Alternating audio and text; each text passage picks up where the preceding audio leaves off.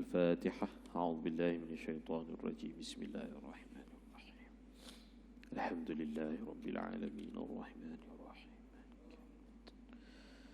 إياك نعبد وإياك نستعين. اهدنا الصراط المستقيم صراط الذين أنعمت عليهم غير المغضوب عليهم ولا الضالين.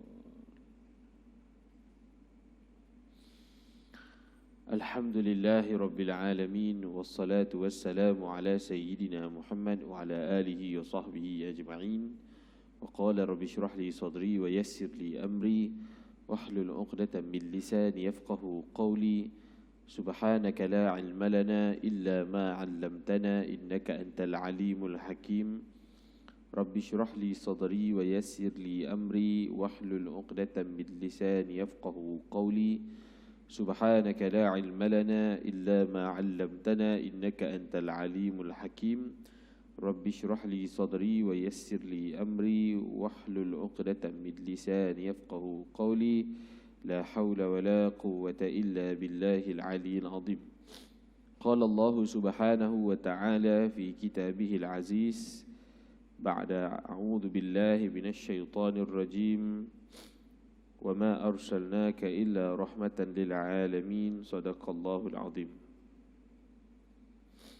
Alhamdulillah, kita panjatkan syukur pada Allah Subhanahu wa taala kerana dengan limpah kurnia-Nya Allah Subhanahu wa taala telah beri kesempatan kepada kita untuk kita sama-sama berada dalam majlis ilmu. Mudah-mudahan Allah berkati pertemuan kita insya-Allah. Kita sambung muka surat 21,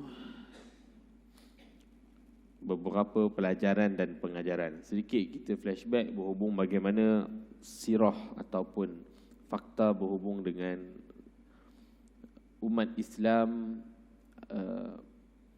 yang mana ketika mana berlaku penghijrahan pertama ataupun kisah hijrah pertama dalam Islam ini, ketika mana umat Islam membuat pelindungan dengan negara Habsyah ketika itu.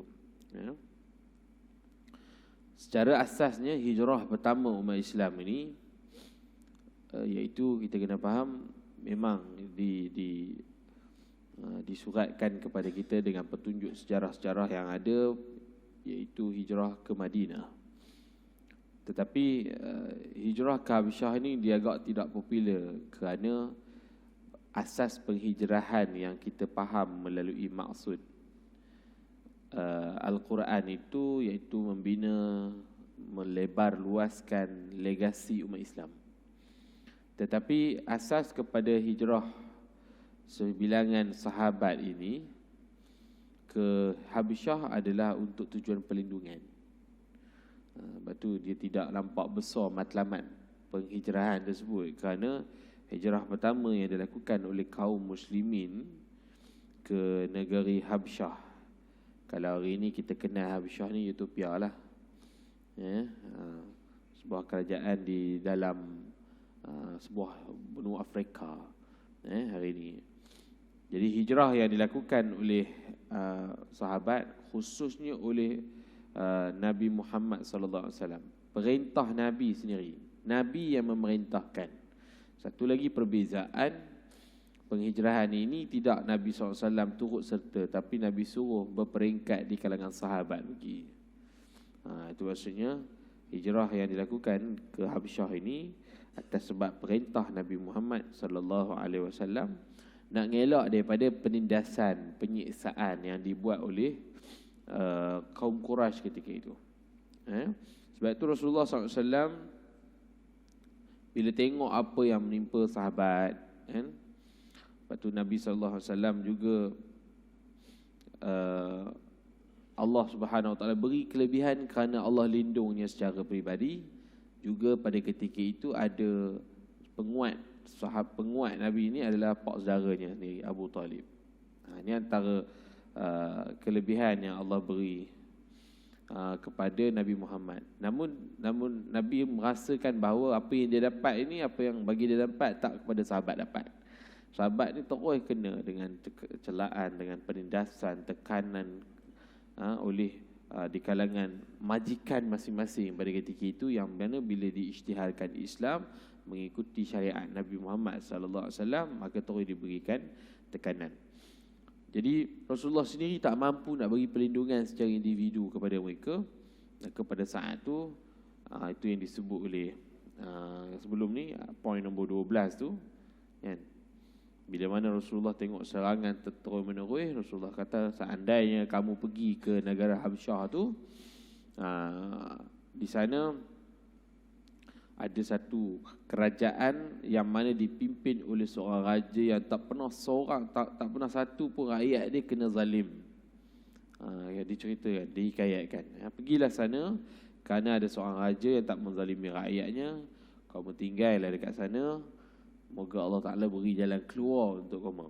Itu yang Nabi sebut kepada sahabat. Jadi sebab itu, bila mana berhijrah secara ramai-ramai kepada umat Islam ketika itu, yang diketuai oleh Uthman bin Ma'dun, Uthman. Okey. Juga ada Uthman bin Affan turut serta dengan isterinya Ruqayyah, turut bersama. Tak ramai. Dan Ruqayyah ni sendiri pun semua maklum nama Ruqayyah kan. Siapa Ruqayyah? Anak Nabi. Jadi anak Nabi yang berkahwin dengan Sayyidina Uthman pada ketika itu. Jadi penyebab hijrah tu tak lain tak bukan kerana nak selamatkan agama. Selamatkan agama. Itu dia. Jadi yang perlu kita jelas, negeri Habsyah ni adalah bukan negeri Islam. Itu kena faham. Negeri Habsyah ni bukan negeri Islam. Ini antara pedoman yang perlu kita nampak dan jelas. Negeri Habsyah bukan negara Islam, dan lawannya negeri kafir lah maksudnya. Orang kafir kita yang merintah. Tapi dapat kita lihat kat sini orang kafir, dia ada beberapa tingkatan ataupun beberapa jenis-jenis orang kafir ni. Ada yang baik, ada yang yang tidak baik yang dizahirkan pada umat Islam. Antara kategori umat ataupun kerajaan yang dipimpin oleh negara yang bukan Islam ketika itu, contohnya adalah Habsyah. Itu dia. Jadi sebab itu orang-orang Islam yang berada dalam negeri Habsyah tu, orang Islam yang ada dalam negeri Habsyah ni dapat buat perlindungan dan cari pula orang Islam yang ada masalah-masalah di sekitar sekitar negeri tersebut, buat perlindungan. Bahkan orang Islam yang ada di Habsyah nak cuba balik ke Mekah, tapi tengok tak selamat di Mekah dan mereka terus duduk di Habsyah.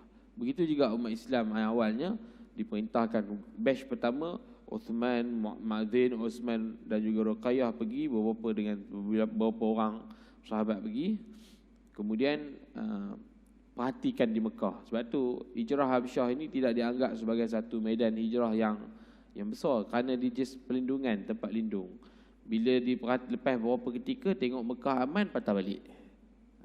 Beza Madinah ni memang nak luaskan legasi, nak buat tamadun baru.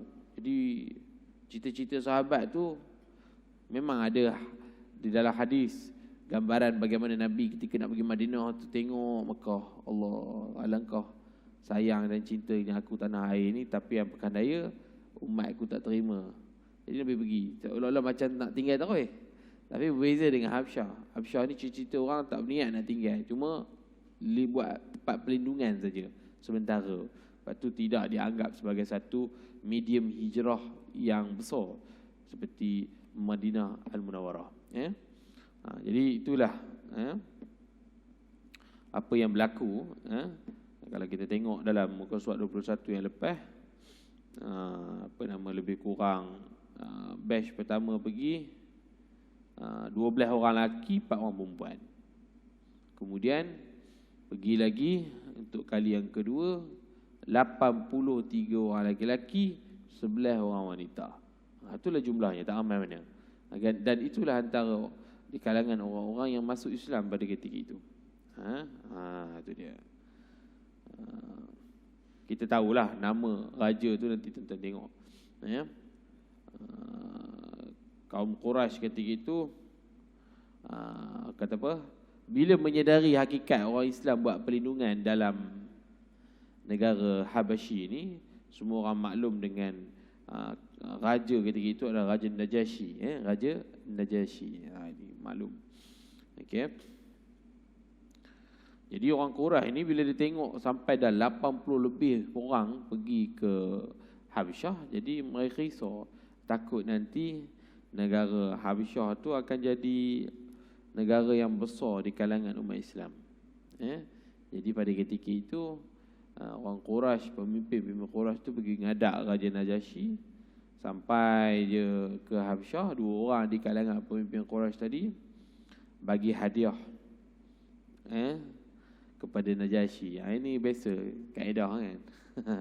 Macam mana nak buat hubungan bukan diplomatik pun, tapi hakikatnya dia ada serampang 2 mata lah. Bukan semata-mata pergi buat hubungan diplomatik, tapi dia ada agenda untuk supaya umat Islam tu tak dapat pembelaan di negara Habasyah. Pergi masuk jumpa Najasyi, bagi hadiah. Bukan sekadar hadiah kepada raja saja, habis menteri-menteri keliling semua dapat kan. Semua dapat. Kemudian minta atas dasar kata apa, hubungan diplomatik yang dibina ni, dia minta orang-orang Mekah yang masuk dalam Syam patah balik. Pergi masuk balik Mekah. Tak lepas visa lah maksudnya. Hak perlindungan tu minta balik ke Habasyah, dekat negeri Habasyah. Oleh Najasyi dan menteri-menterinya arahkan orang-orang Islam kembalikan ke Mekah. Sebab apa? Kerana pada ketika itu dikatakan kepada Najasyi, kerana hakikatnya orang-orang yang Mekah ni masuk sana telah meninggalkan ideologi asal. Dia pergi tinggalkan anutan agama nenek moyang, mencela Maryam, disabitkan pegangan-pegangan ideologi yang berkait dengan orang Habasyah ketika itu. Itu dia. Jadi itu hakikat. Bila mana perkara tu disebut kepada Raja Najasyi. Raja Najasyi ni sebenarnya orang bijak. Raja yang bijak. Dia tak dengar sebelah pihak. Raja Najasyi ni tentu kata dia orang yang dengar di kalangan orang yang mampu menyelesaikan masalah, tak buat zalim pada rakyat dia. Dia tak dengar satu pihak, dia pun panggil. Raja Najasyi ni panggil orang kaum muslimin datang. Maka tengok persoalan-persoalan yang dikatakan kepada Raja Najasyi oleh pemimpin Quraisy, yang orang Islam yang datang ni, antaranya mereka buat penentangan kepada Maryam. Maka ini tertakluk, kita boleh faham Raja Najasyi dan penganut anutan ideologi pemimpin Najasyi ni ataupun menteri-menteri di Habasyah ni adalah di kalangan orang-orang Nasrani. Orang-orang Nasrani punyalah nak buruk kaum Islam. Ketika itu dia kata orang Islam yang masuk ni kebanyakan mereka mencela Maryam, ibu kepada Isa AS. Jadi Najasyi marahlah dengar macam tu, tapi tak percaya bulat-bulat apa yang disebut oleh legasi pemimpin Quraisy ni. Tanyalah pada sebilangan orang Islam yang masuk ni, tanya balik, apa pendapat kamu? Dia bukan tanya kenapa kamu buat apa ni, tapi tanya apa pendapat kamu tentang Isa bin Maryam.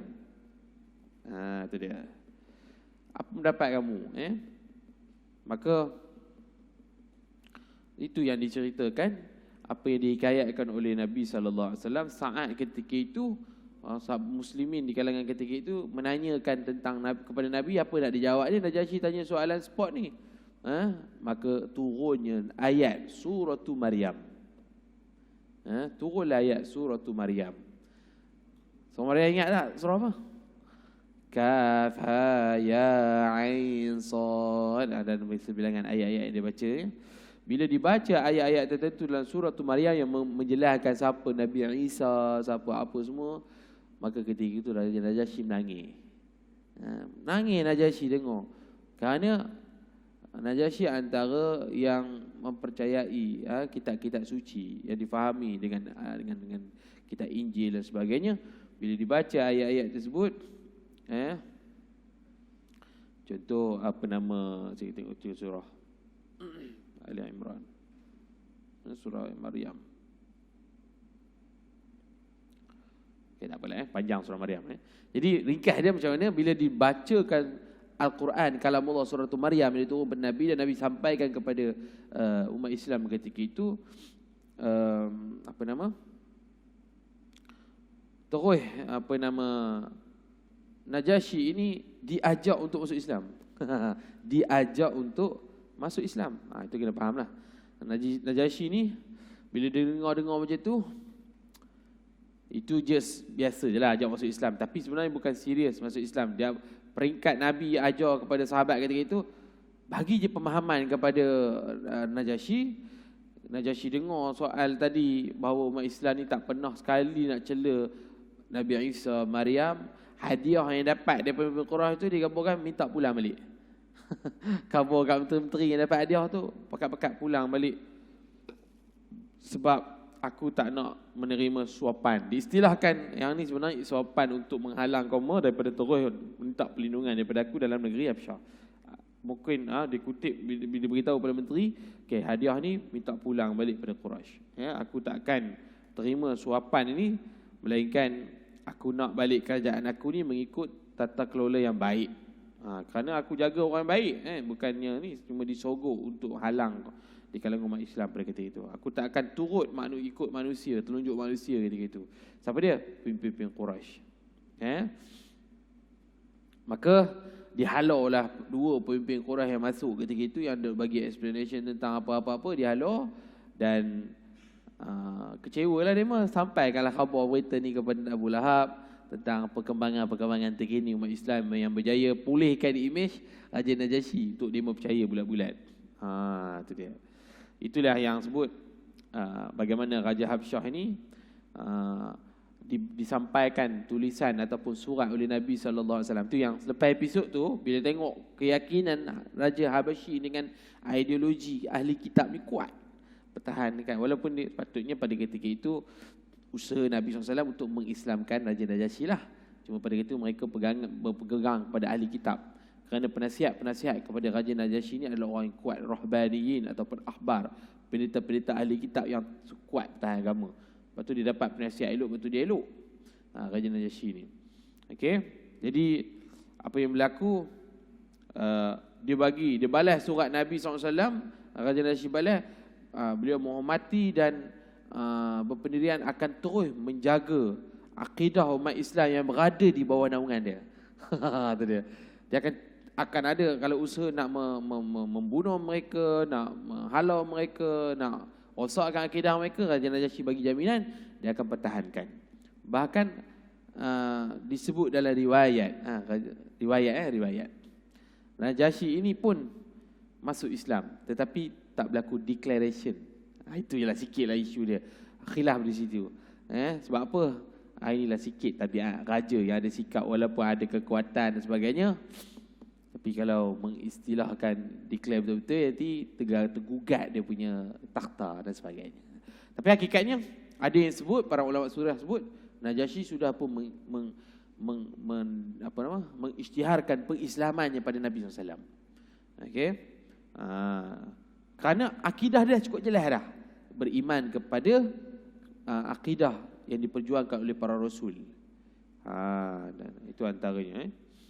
Maka ini antara contoh-contohlah sikit sejarah, walaupun tidaklah dinyatakan poin 12 tadi itu cerita lanjutan daripada Najasyi. Tapi ringkasnya itulah umat Islam dapat kekuatan di sebalik itu. Jadi bila takluk di Madinah, di Mekah, urusan nak bagi tekanan dengan bentuk penindasan, bagi kecelakaan atas mereka, itu yang mereka buat apa orang panggil ni, nombor 13 tu, putus hubungan pulau dan juga boykot segala aktiviti ekonomi, boykot segala urusan-urusan. Tak, orang Bani Hashim, Bani Abdul Muttalib tak boleh kahwin di kalangan sekian-sekian. Dia sekat terus apa dasar-dasar negara yang dibuat. Ekonomi tak bergerak. Ringkas cerita, buat pemboikotan kepada aktiviti ekonomi di Mekah. 3 tahun tak bergerak, cash flow tak ada. So lepas buka balik. So tak jadi nak boikot lebih. Sebab apa? Rugi. Kena ekonomi tak bergerak kan. Jadi apa ketika itu, bolehlah. Akhirnya balik keadaan asal, tengok takluk. Itu semua sebab kekuatan-kekuatan yang ada pada umat Islam ketika itu yang mempertahankan prinsip diri. Itu ringkasnya lah fakta sejarah yang terdahulu, bagaimana boleh umat Islam tu pergi berhijrah dekat Habasyah. Okay. Kita ambil pelajaran sikit. Apa kita belajar daripada sirah-sirah lebih kurang 13 poin yang kita sebutkan pada pertemuan lalu, dan hari ini sikit flashback. Nombor 1, apa pelajaran pengajaran dia?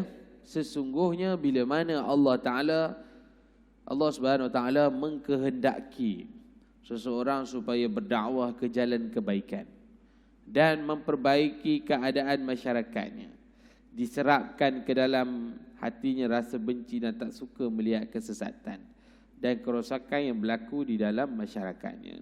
Ini contoh Allah Ta'ala beri.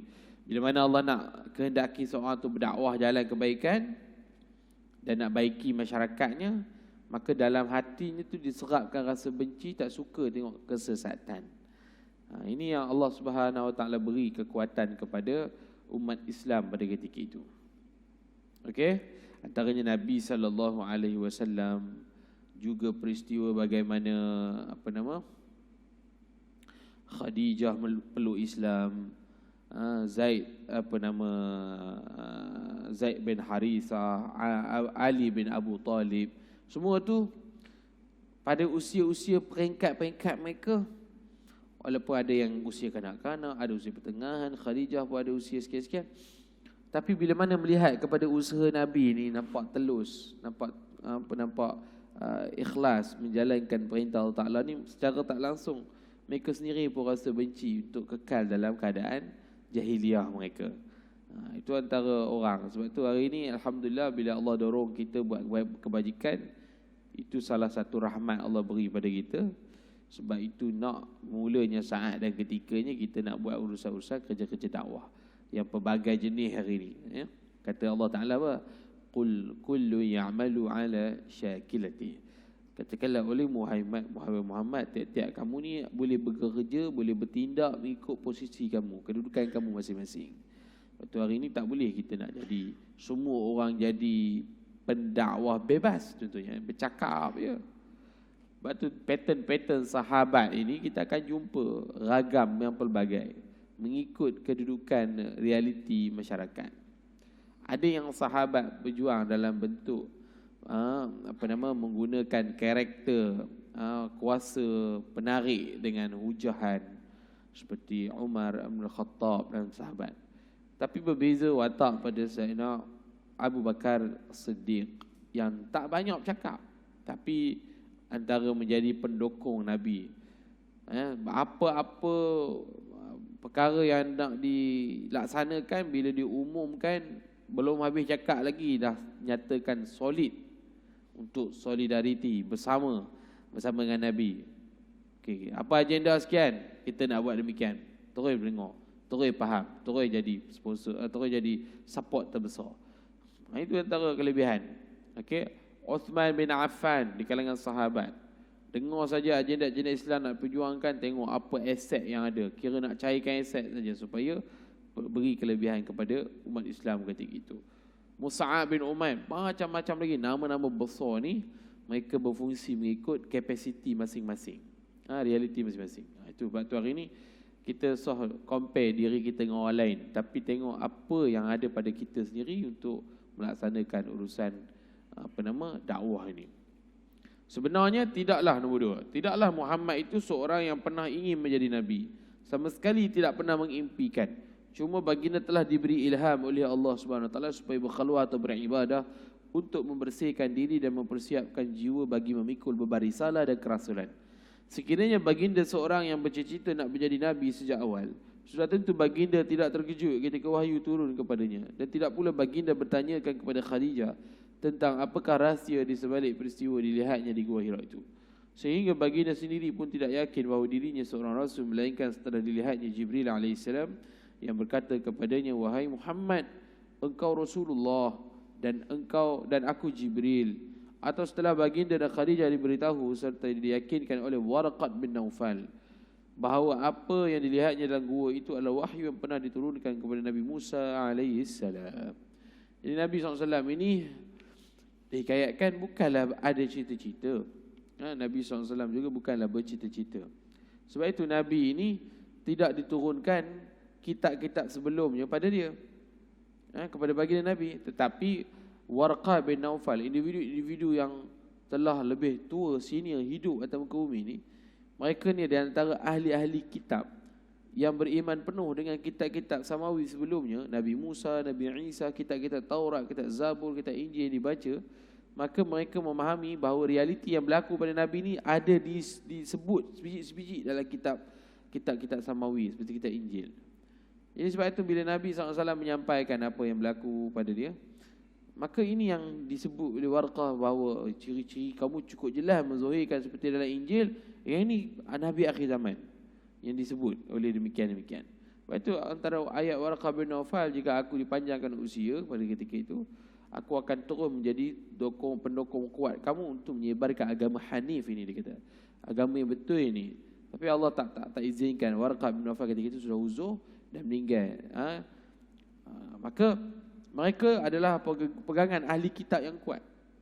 Artinya mereka beriman dengan kerasulan Nabi mereka terdahulu, Rasul mereka terdahulu, syariat Rasul terdahulu. Cuma mereka tak sempat mengimani pensyariatan yang nak dibawa di atas tangan Nabi. Betulan ketika Nabi turun wahyu sekitar di Mekah itu, ayat wahyu itu semua temanya ayat ketuhanan, akidah tauhid. Adapun mereka ahli kitab ni, mereka dah beriman lama dah dengan Allah Taala. Sebab tengok perkataan yang digunakan oleh kelompok Nabi Yaqub, Nabi Musa, Nabi yang bawah-bawah ni. Tengok dalam Quran, dalam surah Al-Baqarah, am kuntum syuhada'a idh hadara Yaqub al-maut. Ketika mana nak sampai nak meninggalnya Nabi Yaqub alaihissalam. Nabi Yaqub ni ketika mana dah sakarat. Idh qala li banihi ma ta'buduna min ba'di. Maka Nabi Yaqub ditanya pada anak-anak dia, wahai anak-anak aku, apa yang kamu nak sembah lepas kau mati ni? Qalu, kata anak-anak dia, na'budu ilahaka wa ilaha abaika Ibrahim wa Ismail wa Ishaq ilahan wahida. Anak-anak dia cakap apa? Kamu akan sembah apa yang apa sembah lah, dan juga